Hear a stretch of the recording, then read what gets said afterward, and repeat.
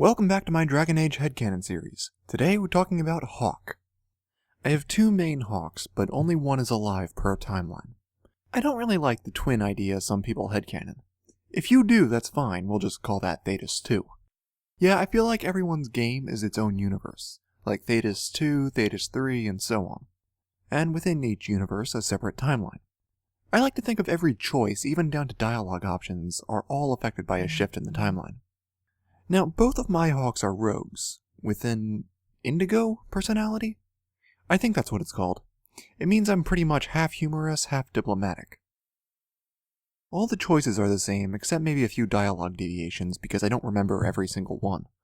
The reason I go with indigo personality is because A, I feel like that's who I am mostly in real life, and B, I actually think it just fits the character. I realize I'm making the character, but I feel like indigo matches with the other choices I make throughout the game, like how I deal with various characters, who I save, and so on.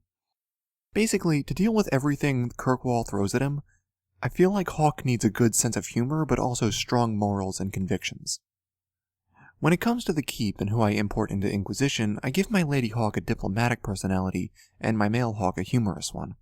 I'm not exactly sure why. I think the voice actors play a role, as does my internal idea of what each Hawke is like.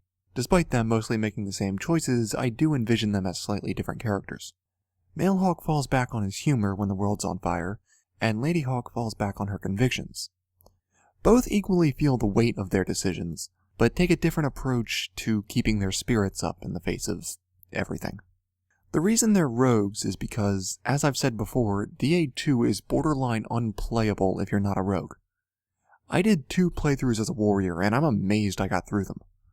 Especially since at the end, my warrior straight up stopped doing damage. I don't know what it was, but no matter what I did, that shield would pop up next to enemies' names to indicate the attack didn't work. No idea why. It was only towards the end of Act 3 that it started. Anyway, regardless of gameplay, I still don't really like having Hawke as a mage. Honestly, as a warrior or a rogue, I think the story is a lot better, and a big reason for that is Bethany.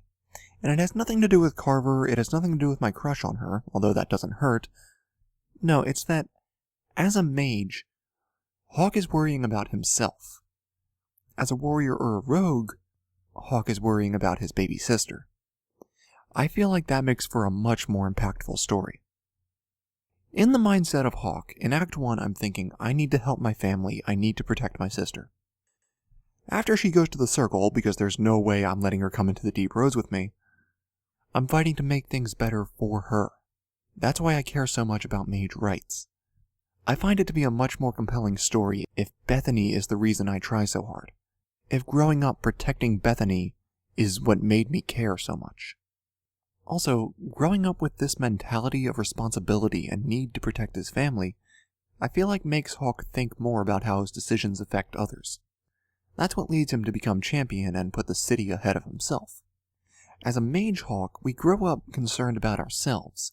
Yes, our family too, but not as much as a non-mage. Not that I think mage Hawke has to be selfish, it's just that they grew up needing to hide their magic, and their family was always in danger because of that. There's definitely an argument to be made against this, and I can totally see that mage Hawke does have merits. I just prefer a non-mage. I feel like that makes for the better story. Not that mage Hawke becoming a symbol of mage freedom is a bad one, mind you. Okay, I think the only thing left to talk about is romances. Male Hawke romances Meryl, which I admit can feel a bit difficult at times. Lady Hawke romances Fenris, which I admit can feel a bit difficult at times. Also, always a friendship romance. I'm full friends with all of my companions. It means I really have to plan out who I take with me when, but it's totally worth it. As always, feel free to disagree with me. One of the things that makes Dragon Age great is the variety of views it can spawn. All I ask is that we all please be polite and respectful in the comments. So I guess that's it for now. Thank you all so much for watching. I'll see you later. Panahedon, Hawke. I do not hope you die.